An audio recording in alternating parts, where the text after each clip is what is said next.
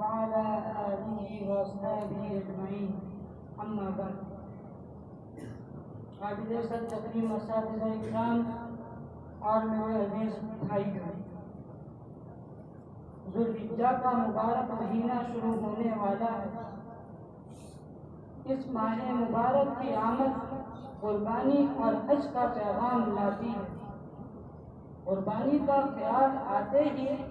اسماعیل ذبیح اللہ کی گردن پر حضرت ابراہیم خلیل اللہ کی چھری چلانے کا منظر ہماری نگاہوں میں گھوم جاتا ہے، اور حج کے تصور سے کعبۃ اللہ کے سائے میں ننھے منھے معصوم اسماعیل کا پیاس سے ایڑیا رگڑنے کا اور مامتا کی ماری ہوئی حضرت ہاجرہ علیہ السلام کا صفا و مروہ کے درمیان بے قرارانہ دوڑنے کا دلگزار نقشہ ہمارے نگاہوں کے سامنے آ جاتا ہے۔ دونوں ہی منظر خالق اور مالک کے حکم کے سامنے سر تسلیم خم کر دینے کا حیرت انگیز نقشہ پیش کرتے ہیں۔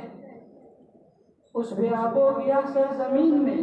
بیوی بچے کو چھوڑ کر حکم خداوندی کی تعمیل میں جب حضرت ابراہیم علیہ السلام چلے تو حضرت ہاجرہ نے پوچھا، اس معصوم بچے اور مجھ عورت ذات کو اس ویرانے میں چھوڑ کر کہاں چلے؟ حضرت ابراہیم علیہ السلام نے فرمایا، خدا کے حکم سے جا رہا ہوں۔ جواب سن کر حضرت ہاجرہ کا دل صبر و توکل سے معمور ہو گیا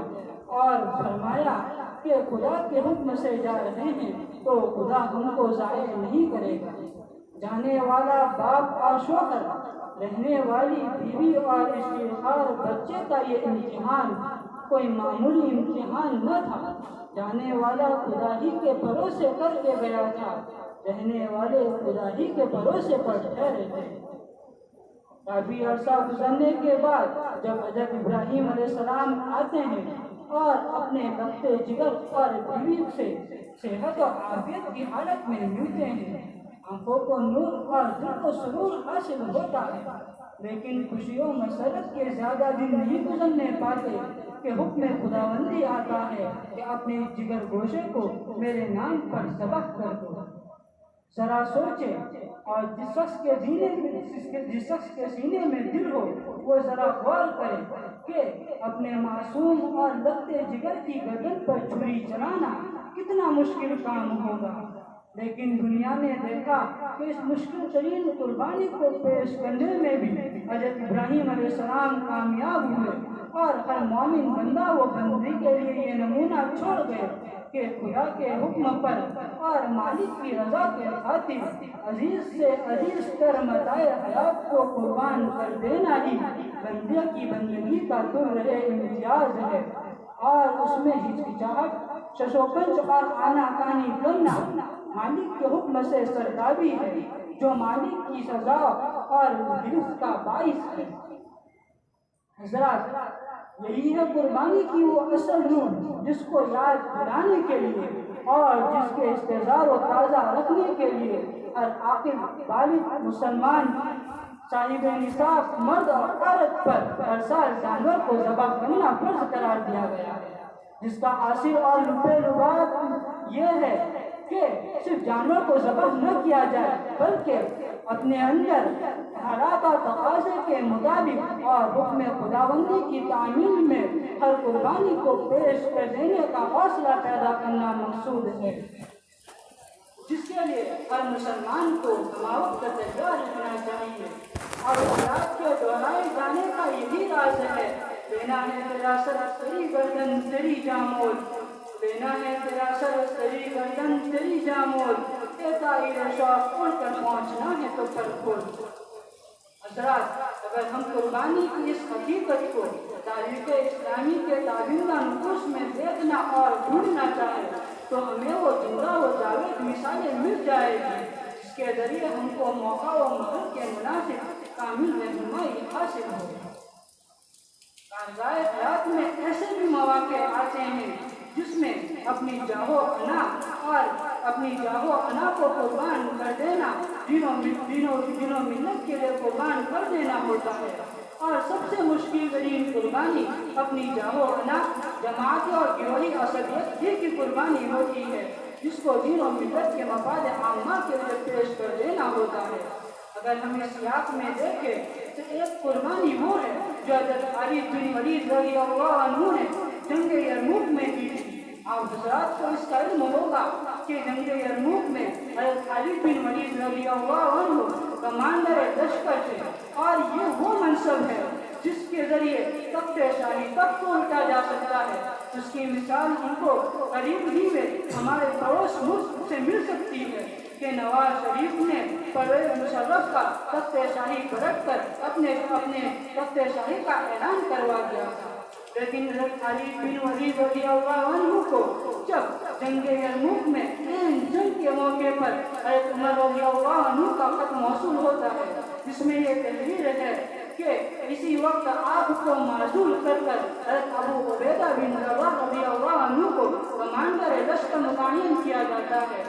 تو حضرت خالد بن ولید رضی اللہ عنہ کے چنو چرا اس کو تسلیم کرتے ہیں اور گویا زبان حال سے یوں تکلم فرماتے ہیں کہ میں کل بھی رب عمر کے لیے لڑتا تھا اور آج بھی رب عمر کے لیے لڑوں گا۔ اور ایک قربانی وہ ہے جو حسن رضی اللہ تعالی عنہ نے امیر معاویہ رضی اللہ عنہ کے مقابلے میں اسلام کے انتشار کو ختم کرنے کے لیے دی تھی، اور اسی طرح ایک قربانی وہ بھی ہے جو حضرت عمر بن عبدالعزیز رحمۃ اللہ علیہ نے دی تھی کہ آپ کی زندگی خلافت ملنے سے پہلے عیش و آرائش والی تھی اور آپ کو ہر اسباب راحت میسر تھا، لیکن جب آپ کو خلافت دی جاتی ہے تو آپ نے اسلامی معاشرے اور اسلامی مملکت کو اسلامی حیات پر ڈالنے کے لیے اور اسلامی طرز زندگی پر ڈالنے کے لیے اپنے ہر اسباب راحت کو چھوڑ دیا اور دنیا سے بے رغبتی والی زندگی شروع کی۔ ورنہ آج اگر کسی کو خلافت مل جاتی ہے تو وہ اس سے ناجائز فائدہ اٹھاتا ہے۔ اس کی مثال خود ہمارے دیار میں موجود ہے کہ کل کا بے روزگار آج صرف عیش و عشرت کو فرض منصبی سمجھ رہا ہے۔ حضرات، آج امت مسلمہ جن خطرات اور حوادث سے دوچار ہے ان میں ان تینوں قسم کی قربانیوں کی ضرورت ہے۔ کیا ہم اس کا حوصلہ رکھتے ہیں کہ جانور کی گردن پر چھری چلاتے وقت ہم اپنی ہر اس خواہش پر چھری چلا دیں جس کو پورا کرنے میں دین و ملت کو نقصان پہنچتا ہوگا؟ لیکن افسوس کی بات تو یہ ہے کہ قربانی کا لفظ اتنی کثرت سے استعمال ہونے لگا کہ قربانی کی اصل روح دن بدن غائب ہوتی جا رہی ہے اور بس لفظ کی تکرار باقی رہ گئی ہے۔ آج امت اسلامیہ عموماً اور امت اسلامیہ انڈیا خصوصاً جس نازک دور سے گزر رہی ہے اس کے لیے بکرے کی گردن پر چھری چلاتے وقت ہم ہر وہ قربانی دینے کا عزم کریں جو اس وقت دین اور ملت جس کی ضرورت اس وقت دین اور ملت کو ہے۔ اگر ہم اپنی زندگی کا حقیقت پسندانہ جائزہ لیں تو ہمیں معلوم ہوگا کہ ہماری زندگی قربانی کی اصل اور حقیقت سے کوساں دور ہے، جس کی وجہ سے ہمارے گھروں اور خاندانوں سے لے کر جماعتوں، مکاتب فکر اور اداروں اور انجمنوں تک میں انتشار بپا ہے۔ حالانکہ اسلام کا ڈھانچہ تو وہ ہے جو سراچر اثار اور قربانی پر قائم کیا گیا ہے، جس کا ایک جوڑ آج ڈھیلا ہوتا جا رہا ہے۔ حضرات، عید الاضحیٰ میں جانور اس لیے نہیں ذبح کیے جاتے کہ خدا کی زمین نالازار ہو جائے، بلکہ یہ قربانی کسی بلند مقصد کے لیے کی جاتی ہے اور اونچا مطمع نظر سامنے ہوتا ہے، جس پاکیزہ مقصد کے ذریعے اپنے اندر اللہ تعالیٰ کی اطاعت کو جاری اور ساری کرنا مقصود ہوتا ہے تاکہ اپنے نفس کو رضائی کی آلائشوں سے پاک کیا جائے،